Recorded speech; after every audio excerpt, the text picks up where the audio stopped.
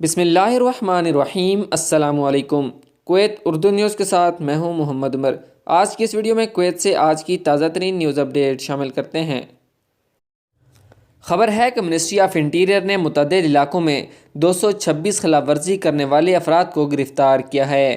منشیات کے کنٹرول نے درآمدی شراب کی 6828 بوتلیں ضبط کر لی ہیں۔ کویت میں خیتان، چوائخ انڈسٹریل ایریا، مبارکیہ، فضلیت اور سولاتون کے علاقوں میں ریزیڈنسی افیئر انویسٹیگیشنز کی جانب سے جاری انسپیکشن مہم کے نتیجے میں ایک بڑی تعداد میں خلاف ورزی کرنے والوں کو گرفتار کیا گیا ہے۔ مختلف کمیٹوں سے ریزیڈنسی اور لیبر قوانین کی خلاف ورزی کرنے والے 226 افراد کو گرفتار کیا گیا۔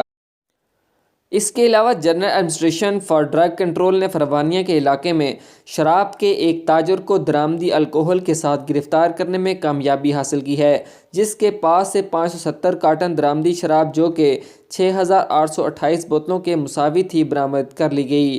متعلقہ حکام کو ان کے خلاف تمام ضروری قانونی کارروائی کرنے کے لیے مجاز حکام کے حوالے کر دیا گیا ہے۔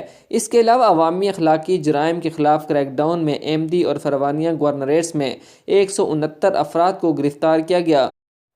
اس کے علاوہ Kuwait general criminal investigation department, جس کی نمائندگی پبلک مورلز پروٹیکشن ایڈمنسٹریشن کرتی ہے، اور احمدی اور فربانیہ گورنریٹس کے انویسٹیگیشن ڈپارٹمنٹ نے انفرادی طور پر 169 افراد کو گرفتار کیا ہے۔ عوامی اخلاقیات کے منافی کاموں میں ملوث اور بے حیائی اور عصمت فروشی میں ملوث ہونے اور رقم کے عوض الیکٹرانک طریقے سے فراڈ کرنے کے الزام میں انہیں گرفتار کیا گیا ہے۔